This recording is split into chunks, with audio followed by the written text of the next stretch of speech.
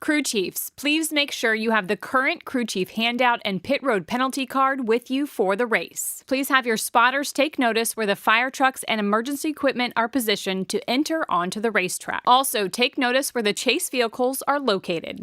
Please index your wheel and check your restraint system, signaling the NASCAR inspector you are ready to participate in the race. Please note the pit road speed and caution vehicle speed. On the initial pace laps, check your pit road speed when the caution vehicle turns on its overhead lights. Drivers and spotters, there are several places to safely escape the racetrack. When you have a problem, get off the track as soon as you can. If you are forced onto pit road to avoid an accident, reduce your speed as you travel down the entire length of pit road. Once the caution lights are illuminated, slow down to a cautious pace. Please be aware and respectful of the emergency services vehicles and personnel that are responding to the incident. Slow down and give this equipment as much room as possible while they are on the track. Drivers, if you are involved in an incident, stay in your vehicle until a medical team arrives. Medical teams will be accompanied by NASCAR officials who will relay directives from race control that all drivers must follow. Drivers, if you have been in an incident and your visibility is impeded or your spotter communicates that you are leaking fluid, stop immediately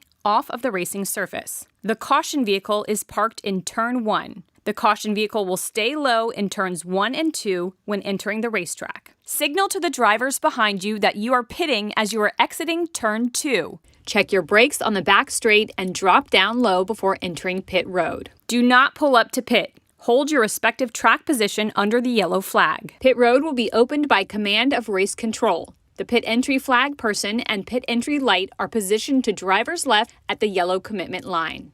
Green light, pit road is open. Flashing red and white lights, pit road is closed. The yellow commitment line is identified by an orange painted box. You are committed to pit road if you put 4 tires below the orange box. When entering pit road speed begins at the yellow commitment line. Pit road speed ends after the last pit box at the yellow speed line. Remember, yellow line to yellow line. When entering pit road, all vehicles must be single file under yellow flag conditions in the outermost lane, bumper to bumper, and maintain pit road speed, passing only to the right on entry once a vehicle commits to its pit stall. Returning to the track while exiting the pits. Keep all 4 tires below the double yellow line through the exit of turn 2. Stay low and check your mirrors as you come up to the racetrack on the back straight. Fall in line behind the continuous line of vehicles that remained on the racetrack. Do not impede vehicles that remained on the racetrack. We will give the 1 to go signal by the middle of turns 3 and 4. Maintain your speed, no brake checks or weaving. Stay closed up to the vehicle in front of you. Prior to restarts, when the single file restart order is confirmed and when instructed by race control, drivers must choose the inside or outside lane before the designated V-shape painted mark on the racing surface. Once the single file order is established, drivers must not change position until after they have chosen a lane for the restart. If, in NASCAR's judgment, a driver changes position prior to choosing a lane, tires touch the painted box, changes lanes after choosing, or impedes the choose process, it will result in a penalty. The Geico restart zone is clearly defined with double marks on the outside wall and inside apron. The control vehicle cannot restart the race before reaching the double marks. The starter will display the green if the control vehicle has not restarted the race by the single mark on the wall and inside apron. It will be the control vehicle's discretion to restart in the zone between the double marks and the single mark as described. White lines referencing the location of the marks are painted on the racing surface. For the initial start and for all restarts, stay in your lane until you cross the start-finish line.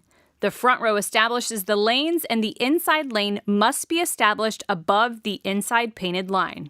On the initial start, double file pole sitter's choice is in effect.